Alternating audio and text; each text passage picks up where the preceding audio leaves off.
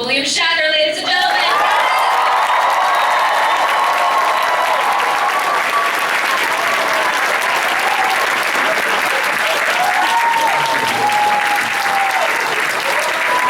Hello there.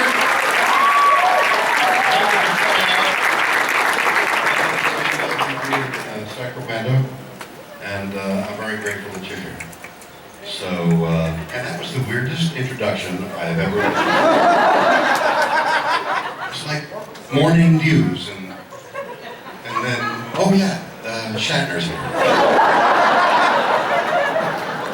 So, a couple of years ago, a guy in Australia, where am I going with this story, you're all asking, said to me, would I do a one-man show there in Australia? And it's a one-man show by its very nature is one man. And so that's a big job to entertain people for a period of time and make it worth the price of the ticket. So, but I thought, hey, it's Australia. If I fail, nobody will know.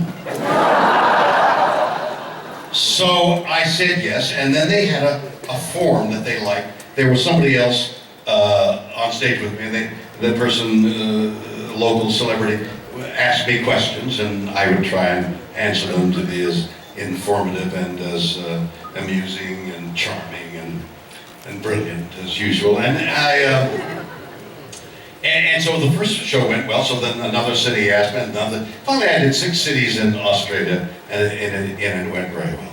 And then Canada said, would I do that show? So they supplied local people. So I sat on the stage and talked and made my way across Canada. And finally, with some success, and in Toronto, Broadway said, would I come to New York and do it on Broadway?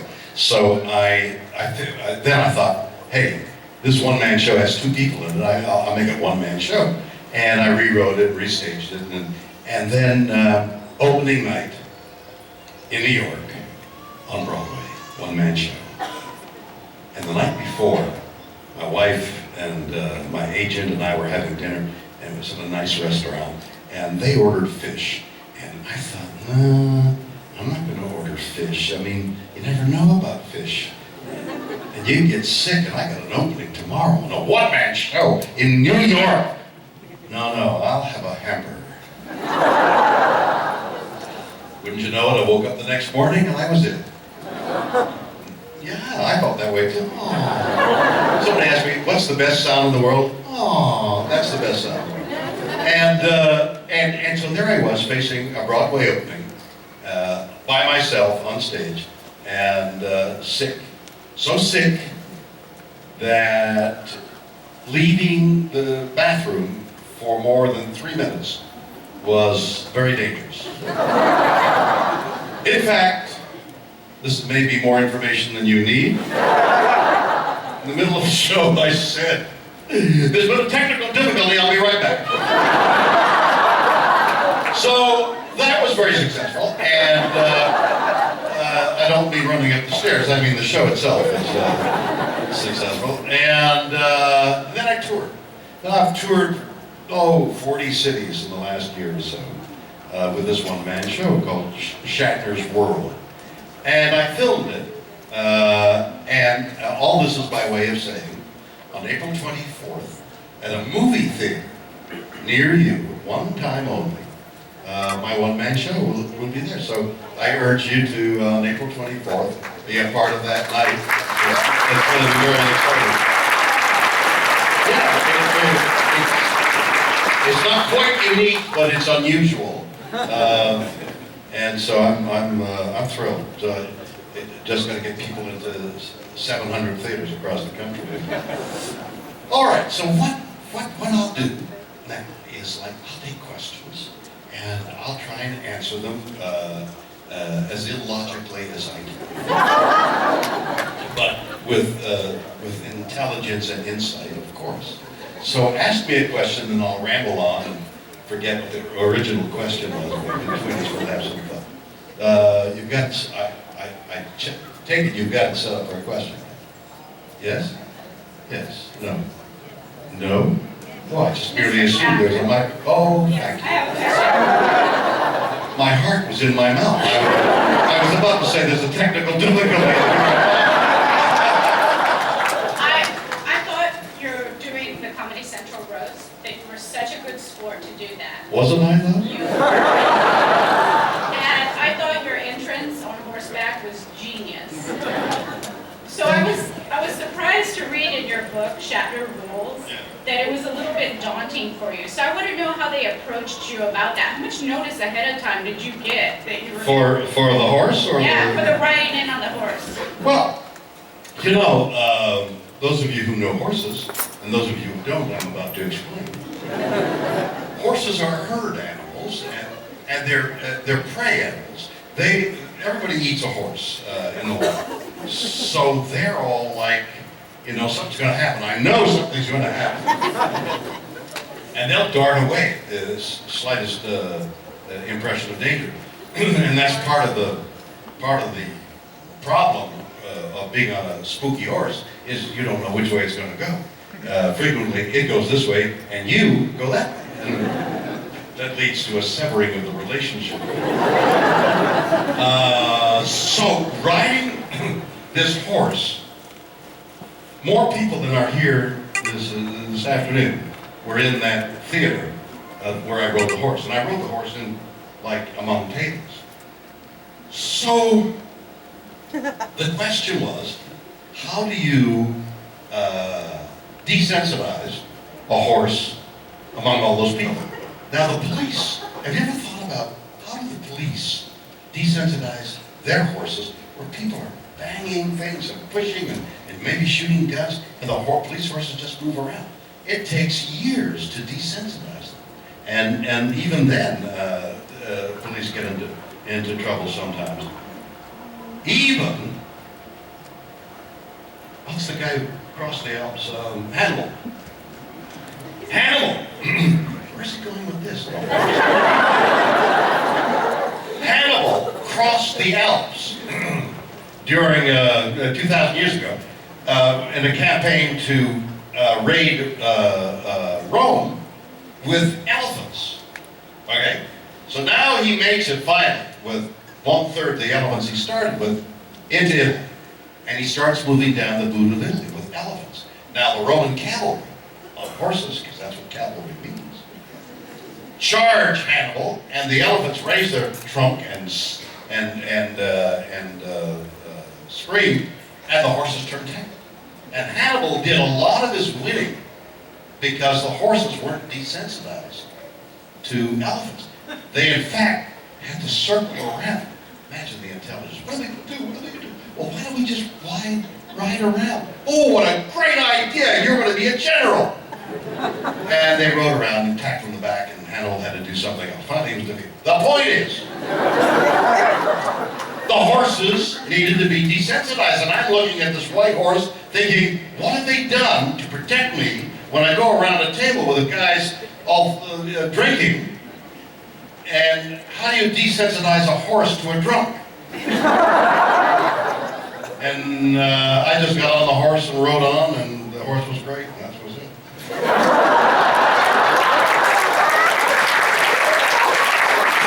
Now, isn't that fun? You ask a question about a horse, you get a history lesson and everything. Okay, next question. I just wanted you to know that I gave you the shirt earlier, and I hope you get the joke when you have time to read it. Thank you. Okay, so wait a minute. You gave me the shirt later, and you hope I get the joke. Yeah. All right, so involved in that statement is a number of facts. Was the shirt off your back? If so, what are you wearing? And if that's a valid question, come up here and show us. Secondly, what's the message? I hope you get it. Is it obtuse?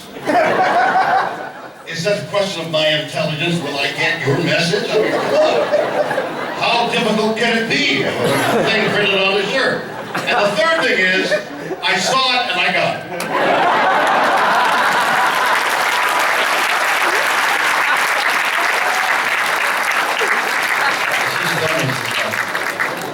And it's worth the price of admission, right? Because you didn't pay anything, right? Next question. Hello, sir. How are you doing? You tell me. I was just wondering, what did you personally think about Benedict Cumberbatch's performance as Khan in Star Trek Into Darkness? Since obviously it was a very different performance from that from Ricardo Montalban.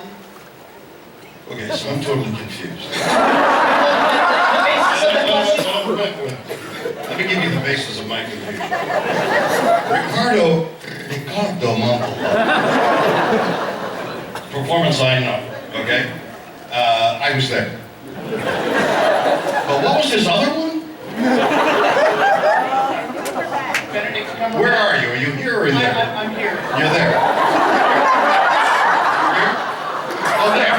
There. Okay. I'm blinded by the light. Right? I'm the weird kid with the you're right there. Yeah. Oh, you're right there. How did you get from there to there? So Stop being mute here. you gotta be there. Smart little kid.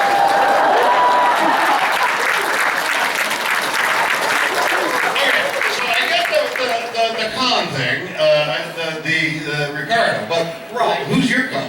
I just wanted to see I just was wondering what you thought about the performance of Khan in Star Trek Into Darkness, about that actor. What's Star Trek in the Dark?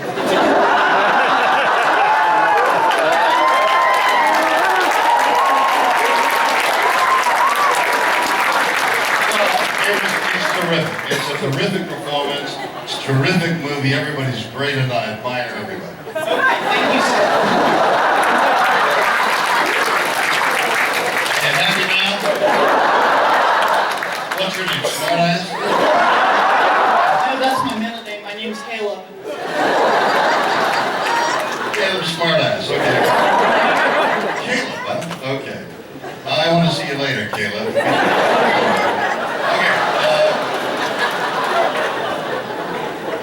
Are you happy with the answer? Or do you want more? I'm exceptionally happy. Exceptionally. Let's examine the word exceptional. Which you are, obviously. Okay, thank you. Next question. Hi, Mr. Shatner. Hi. I was wondering, you're such a larger-than-life person. What's been your What does most... that mean? I'm breathing. I'm alive. What is that larger than life? If I'm brought dead, am I larger than life when I'm dead? What does that mean, larger than life? What does it mean to you? Let's ask Caleb.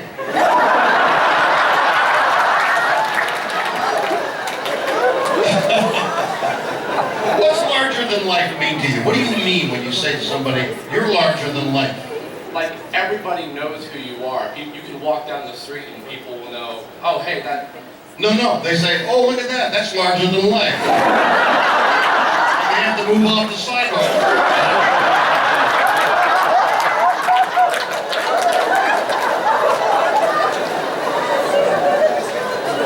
What define larger than life? Let's pursue this to its deadly end here.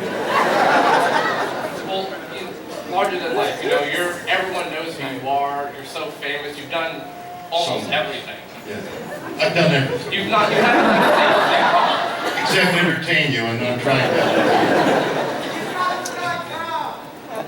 What was that?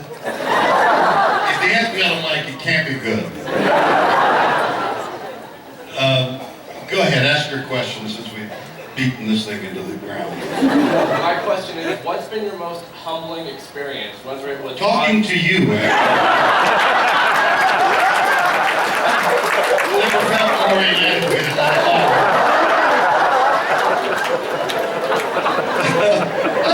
Running off the stage on Broadway to go to the bathroom. I mean, and imagine what I'm doing. I'm running, because it's circular stairs to the bathroom, and I'm running up the stairs to get there in time. Imagine how humbling that is when I gotta come back down and face the audience. Come on. Anyway, that's the most humbling experience I've ever had.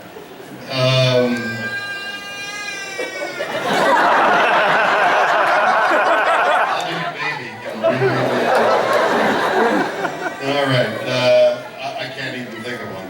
There are so many. You spend half your life being humble. Riding a horse is a humbling experience. Shut the heck up.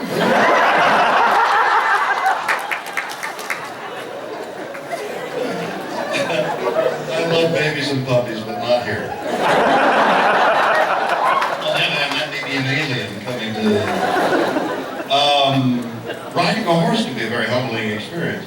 You have to be humble to be on a horse's back. If you get arrogant, thinking, "Oh, look at this, I'm doing well," you're on the ground the next moment. No, horseback, competing on a horse can be a very humbling experience, and I've had it happen more times than not. Next question.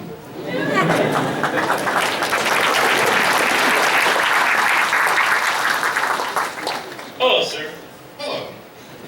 Your previous sarcastic comments had me choosing my words. That isn't sarcasm. That's kindness. Wait till I get sarcastic. And now you frighten me greatly. You're easily frightened. I don't know. Basic greatness. You may be right on that.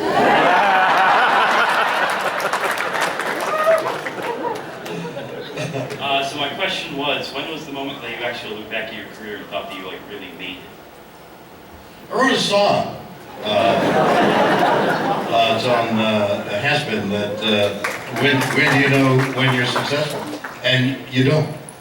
In my opinion, if you think you're successful, you're not. Okay. Good. Thank you.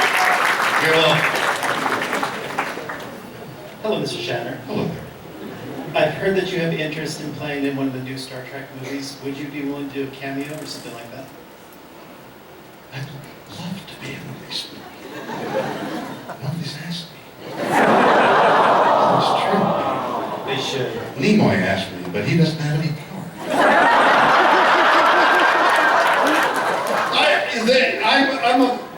I've taken J.J. Abrams out to lunch more than once. And he's out to lunch, I gotta tell you, with me. And we're sort of buddies. I admire him, and as you know, he's going to do the next Star Trek and the next Star Wars. So it's going to be interesting to see how he makes them different. And then we could all have fun drawing up characters that combine, and I wish I knew more about Star Wars than I'd be able to be funny about, but I can't think of anything about Star Wars. I barely remember Star Trek. But I think the difficulty is, I was Captain Kirk. The kid has moved from there. I played Captain Kirk about 50 years ago, so there's a slight alteration in my physical appearance.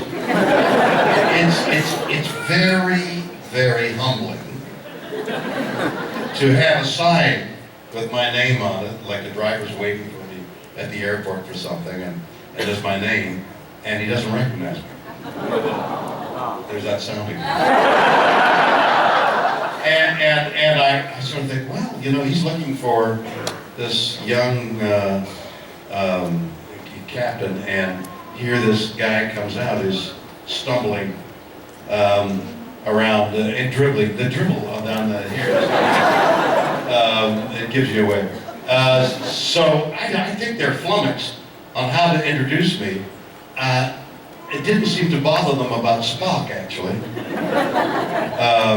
But I think I'm in a more difficult position. So I would love to be in one of those movies in another character, like in a total makeup, and you wouldn't know it's me. Although I wrote a book called Get Life, which I hoped was explaining what you're all doing here, why you're here. Actually, I was very serious about it. So what I did was, doing my due diligence, I went around in the conventions with a disguise, like a rubber mask and everything on, and I was trying to alter my voice and do things, So I'd go up to somebody and try and ask them what they're doing here, and they'd say, "Shatner, what are you doing?" So it was hard to get a real reaction about why people are. But I did my due diligence on the book, and the book was called Get a Life, and I met people. I met a guy who was psychotically shot. He couldn't speak 2 words together. He was so shocked. But he had a cat with him. And he dressed the cat up in a captain's uniform. And when he had the cat with him, he was totally verbal. He could speak non-stop. In fact, it was difficult to get him to shut up. Take the cat away, he couldn't speak. Interesting. I met a lady who had multiple personalities, and all of them started. So this voice would come out of her that was spot and very wise. And then she got wild and she was Captain Kirk. But interesting character. So I finally came to the conclusion of the book that you're here to see each other. Then I decided to make a documentary. Years later, I made a documentary, which I also called Get Alive. And I tried to do the same thing, same due diligence, examination of people as to why they're there. But this time it was on camera. And it was then that I discovered the truth of why we're all here. And that is, it's mythological. We're here celebrating a mythology. Mythology tries to answer questions that have no answer. Trying to give an explanation to questions that have no answer. And from early times, the Greeks and their mythology, they would discover large bones that we now know were our dinosaur bones. But they had no explanation to these giant bones. Where did they go? So they made up a whole mythology of giants behind that mountain and war with the demigods and all. They had a whole thing going, trying to explain the inexplicable. What we're doing here is visiting the same thing, the mythology. What's out there? And what does it all mean? And what's the future going to be like? And what's the world going to look like? And how are we to act? And if we met an alien, what would it? So all this mythology goes on. And the ritual of mythology, like religion, the ritual of mythology. You come here and you visit with the people you love and you get autographs and pictures. And we're indulging in a ritual of mythology. And that's what we're doing here. Celebrating the unknown.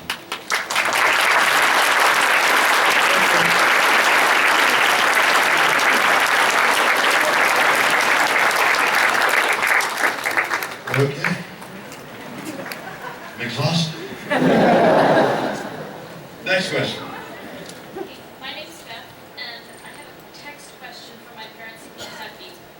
You got a text question from your science teacher from Kentucky. Parents from Kentucky, and they would love to.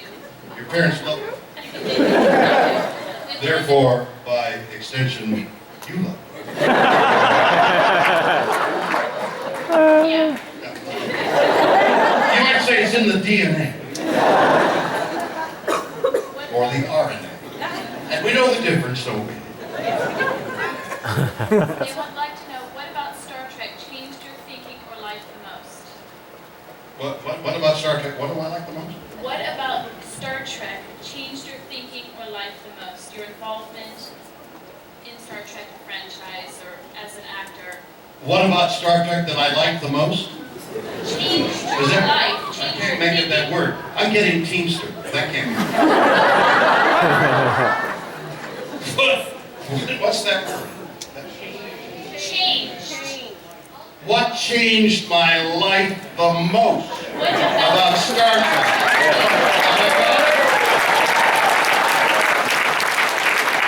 If it weren't for Star Trek, I wouldn't be here today.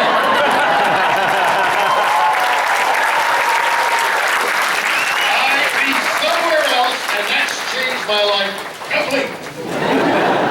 Old Town Sacramento is a place you've got to come and see.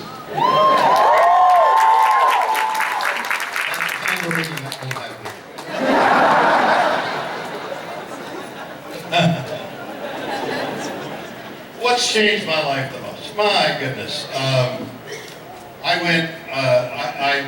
was popular when Star Trek was on the air and then went off the air. And due to a number of personal reasons, that some of you have read about, must know that I didn't have any money, and I was totally broke after Star Trek, and I had to start again, and work my way back into whatever, and it was a struggle. But because Star Trek gave me a popularity, which we call celebrity, I had this thing called celebrity, which then was useful to get me other things that finally resulted in my being here this afternoon and entertaining you and having a good time with you. So that Star Trek has changed my life completely. Thank you.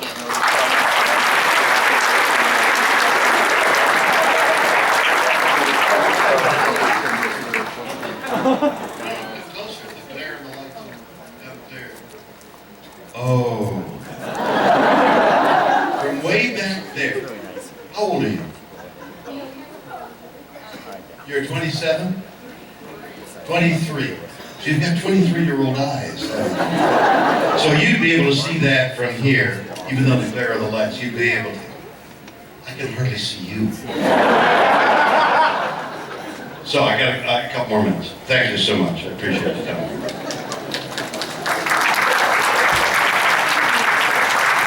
Next question. Hi, there's actually another text question, and it's from my dad. He asked, Well, but it's great. I mean, we're using the latest in science. Somewhere in the dim country, 5,000 miles away, there's a guy. He's typing to his daughter saying, ask him. So we're getting a question from a man that we don't know.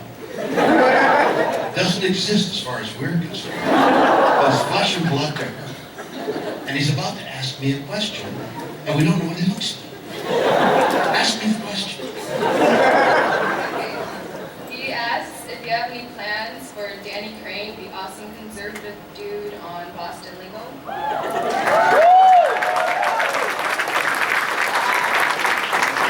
I did Boston Legal for 5 years, and it was really one of the better experiences of my life. I worked with great people, James Spader, Candice Bergen,